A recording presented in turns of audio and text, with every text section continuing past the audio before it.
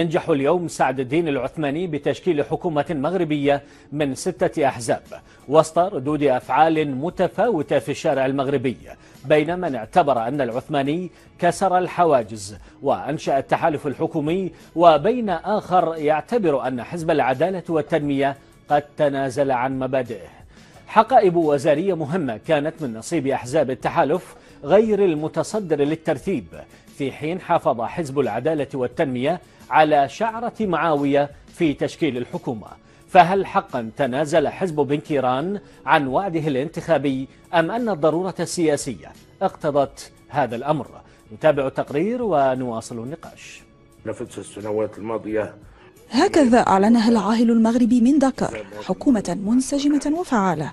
الحكومة هي هيكلة فعالة ومنسجمة تتلائم مع البرنامج والأسبقيات، وهي كفاءات مؤهلة باختصاصات قطاعية مضبوطة، وسأحرص على أن يتم تشكيل الحكومة المقبلة طبقا لهذه المعايير ووفق منهجية صارمة، ولن أتسامح مع أي محاولة للخروج عنها. إصرار ملكي وضع الفاعلين السياسيين المغاربة أمام خيار تغليب المصلحة الوطنية بعيدا عن أي مزايدات سياسية، خيار يكون فيه المغرب الرابح الأول وليس الأشخاص. حكومة تخرج إلى النور اليوم بعد مخاض عسير قارب النصف سنة، مخاض عرف شذا وجدبا وانتهى بتقديم تنازلات كان خطاب دكار التاريخي الفارض لها. هذا الدخول لا ينبني على تصور إيديولوجي، بل ينبني على تصور برنامجي واضح اجتمعت في إطاره لجنة البرنامج المكونة من مختلف الأحزاب. لهذا نحن في الاتحاد الاشتراكي طموحين إلى خلق عمل تنموي يمس مختلف القطاعات. ولادة حكومة سعد الدين العثماني لم يباركها الحزب بإجماع.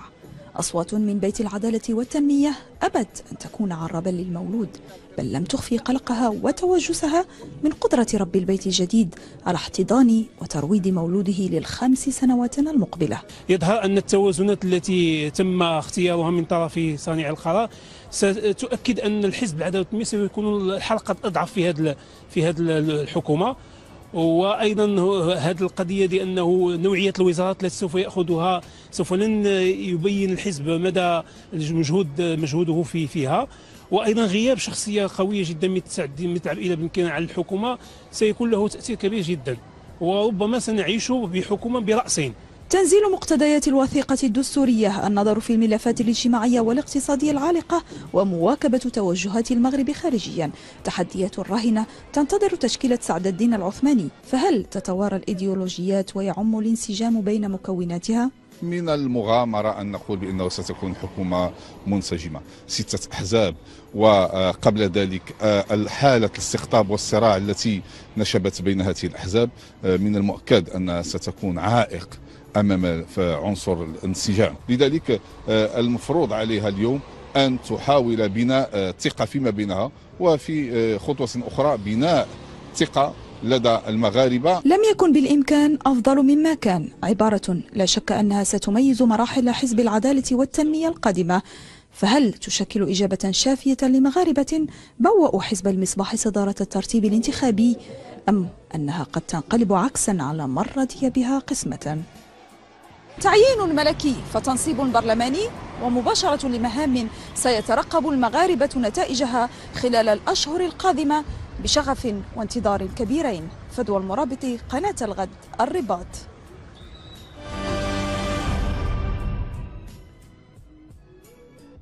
مشاهدينا، نفتح هذا الموضوع للحوار مع ضيفي. أولا من الرباط السيد محمد زيان الأمين العام للحزب المغربي الليبرالي. سيدي أهلا بك. ومعنا في استوديو لندن السيد حسن السوسي الكاتب والمحلل السياسي، أهلا بكما. وأبدأ مع السيد محمد زيان. سيدي أهلا بك. في الإطار العام يدور جدل كبير حول تشكيلة هذه الحكومة، وما هي المعايير السياسية والاعتبارات التي وضعها العثماني في رأسه ومن معه ممن أداروا المشهد في تشكيل وولادة هذه الحكومة التي ننتظرها ربما اليوم أو غدا؟ على كل حال، ما ميز العمل سعد الدين العثماني في تشكيل الحكومة أنه تنازل عن كل شيء، تنازل عن حقوقه، تنازل عن صدارته، تنازل عن ما كان يرفضه الشعب المغربي من تحكم في تشكيل الحكومة. على كل حال عندما تتنازل عن كل شيء فأنت تنجح في إعطاء ما لديك للآخرين.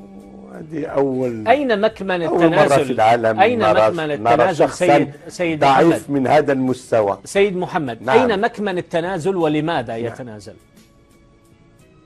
التنازل أولا الحكومة ب6 أحزاب والأغلبية هي 240 في حين أن الأغلبية هي فقط 200 أو أقل من 200 198. فلم نكن محتاجين إلى 40 صوت إضافية. طيب زيد على هذا أن عبد الإله بن كيران كان يتمتع ب 45 صوت من حزب استقلال رغم عدم مشاركة حزب استقلال في الحكومة، ذلك بقصد عدم قبول الاتحاد الاشتراكي وعدم قبول أحزاب أخرى، وتكون فعلا حكومة كما قال صاحب من ذكر متنسقة، والتنسيق يتطلب عدد محدود من الفاعلين داخل الحكومة. أما التنسيق ب6 أحزاب من الماركسية إلى العمل السياسي الديني الإسلامي، ولا أدري هل يمكن نتكلم عن إسلام سياسي أو سياسة إسلامية ولا أدري. على كل حال من يدعي أنه من أهل السماء مع من يدعي أنه ماركسي من أهل الماديات. يعني سيد محمد زيان، لماذا لا يمكن أن تعتبر هذه التشكيلة الحكومية؟ أين هو التنسيق أرجوك؟ نعم، لماذا لا يمكن أن تعتبر سيد محمد زيان هذه التشكيلة الحكومية هي نجاح للعثماني في كسر الاختلافات والتوافق في حكومة من هذا النوع تجمع المتناقضين كما تقول ما بين أهل السماء وأهل الأرض؟ وماذا سأفعل بالمتناقضين؟ التناقض مهم لما تستعملهم لخلق الفكرة الثالثة، الفكرة الجديدة. من أول يوم كان موقف عبد الإله بن كيران لا يمكن أن يأتي حزب 35 صوت ويفرض عليك 2 أحزاب آخرين للدخول في التشكيلة الحكومية، وكأن الآن السياسة أصبحت بالوصاية بالوكالة لا أدري بأي أسلوب هذا. فكان الأمر واضح، لا يمكن أن نقول في الظرفية العالمية الحالية، ونعلم أن هناك رجوع الفيدرالية الروسية من جهة، نعلم أن سيكون هناك ضغط كبير فيما يخص الهجرة السرية والمغرب يلعب دور أساسي في هذه الحركة دي. بعد تحرير سوريا والعراق أكيد أن جيوش الداعش ستنتشر وفي إفريقيا الوسطى وسيما في الساحل. أكيد أن هناك لنا في جنوب المغرب 60 كيلومتر يلعبون فيها المسلحون التابعين للجيش. إذن أنت إجمالا تعتبر أن هذه التشكيلة الحكومية في هذا الوقت نحتاج، نعم أسمع، في هذا الوقت نحتاج إلى حكومة قوية بأشخاص قادرين لهم تجربة مستعدين لحماية الوطن. أنا سمعت منك كما طلب والله أن هذه سيد زيان أنا سمعت منك كما طلب. دعنا نسمع من السيد حسن السوسي. سيد السوسي، إلى أي مدى تتفق مع السيد محمد زيان في هذه النظرة التشاؤمية على أن هذه الحكومة ضعيفة وهذا التوافق هو غير مطلوب لأن ما يقبل عليه المغرب في المراحل القادمة صعب يحتاج حكومة قوية؟ أعتقد أنه من السابق إلى أوانه اتخاذ موقف من هذه الحكومة، لننتظرها لتقوم بطرح برنامجها ونناقش برنامجها أولا. الوضع السياسي الراهن في المغرب والتحديات التي يواجهها المغرب سواء على مستوى القضية الوطنية أو على مستوى الانتقال الديمقراطي فرضت وتفرض أن يكون هناك فعلا متسع أو تنسيق واسع ما أمكن بين الفرقاء السياسيين في الساحة المغربية. الموضوع ليس موضوع إيديولوجيات الموضوع هو برنامج حكومي سياسي. جميل. بما أن الأحزاب السياسية تقدمت ليس بالبرامج الإيديولوجية وإنما ببرامج سياسية، فيمكن أن نجد أرضية مشتركة بين هذه الأحزاب. والعثماني عندما تصرف بالطريقة التي تصرف بها أعتقد أنه كان مدركا لطبيعة هذه المرحلة بالذات. نعم، ولكن هناك سيد السوسي، هناك اتهام للسيد العثماني وسيد بن كيران. نعم. إن كنت تسمعني، هناك اتهام وانتقادات للسيد العثماني والسيد بن كيران بأنهما تفردا واحتكرا عملية التمثيل السياسي ولم تكن نتيجة مشاورات داخل الجسد الحزبي. هذا أولا من حيث إدراك العثماني. وقصة البرامج الانتخابية، هناك من يعيب على الأحزاب السياسية أنها غير قادرة في ظل هذه الحكومة التوافقية إلى حد ما من لا تستطيع تطبيق أي برنامج أو وعد انتخابي. أولا التفرد لست معنيا باتخاذ موقف منه، لأن حزب العدالة والتنمية لديه مؤسسات وهو الذي سيقرر إذا كان العثماني قد تفرد وإذا كان بن كيران قد تفرد. أما مسألة التوافق والأرضية المشتركة فالعبرة بالبرنامج الحكومي الذي سنراه، وبالطبع لن يكون نسخة طبق الأصل لبرنامج العدالة والتنمية ولا لبرنامج أي حزب آخر من الأحزاب. فهناك إكراهات أخرى هي التي تتدخل في طرح البرامج للتنفيذ. ما هي الإكراهات؟ من هذه الإكراهات المستوى التنموي الذي عليه المغرب، من المستوى المداخيل التي ترى الدولة أنها يمكن أن تستفيد منها، الأولويات التي تطرحها بالنسبة للمرحلة المقبلة سواء على مستوى بناء المؤسسات أو على مستوى الاقتصاد أو على مستوى التعليم، أي كل الأوراش الإصلاحية التي طرحت والتي فتحت يمكن أو التي ستفتح سنرى. وعند ذلك يمكن أن يكون هناك موقف عن إمكانية نجاح هذه الحكومة أو أنها في الطريق المسدود. أما القول منذ البداية إنها ستفشل فهذا أمر في اعتقادي ليس سياسيا، ولا يمكن أن نحكم على المجهول بموقف صارم وحاسم مثل ما قام به الأستاذ المحترم سيد زيان. سيد محمد زيان، أنقل الكلمة لك. هنا سيد السوسي يتحدث بالمنطقية والعقلانية السياسية، يقول بما مفاده وأنت كما سمعت أنه ليس من الإنصاف الحديث عن فشل الحكومة لم تكتمل ملامح تشكيلها حتى الآن. على كل حال هذا صحيح أن ملامح تشكيلها لا تصورها، ولكني لم نعرفها بدقة إلى حد الآن. لكن أن يقول لي بأن هذه الحكومة هذه تجتمع حول برنامج مشترك هذا غير صحيح. ليس لدي أي برنامج. أولا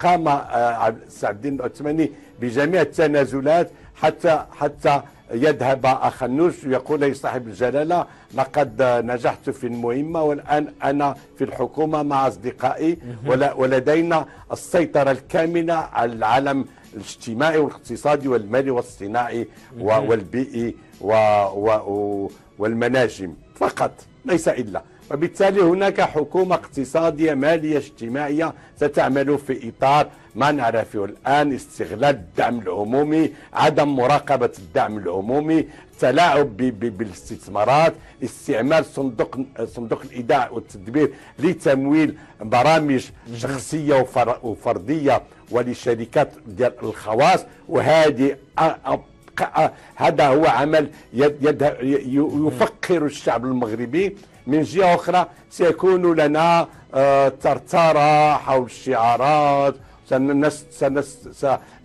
سنستعمل مشكلة السكن والمضاربة السكنية، وسنستغل الأراضي الجموع وأراضي الدولة والأراضي العمومية لإعطائها مجانا للشركات الخواص ليستغلوا المغاربة كما ينبغي. هذه ليست حكومة لتسيير المغرب وإخراجه من الأزمة. طيب ما هو الحل؟ ما هو الحل سيد مزيان؟ وهذا غير مقبول من طرف المغاربة. والمغاربة سوف لا يقبلون أن نستمر في استغلال ثرواتنا ونحن ساكتين ناسين مستحيل سيد زيان، ما هو الحل؟ هل الحل إن كنت تسمعني، هل الحل البقاء في الفراغ السياسي كما حدث لمدة 6 أشهر، أم أن الرغبة الملكية ربما تتدخل وتنهي الأمر على اعتبار أنها أوسط بأن الحكومة يجب أن تكون بعيدة عن المزايدات السياسية؟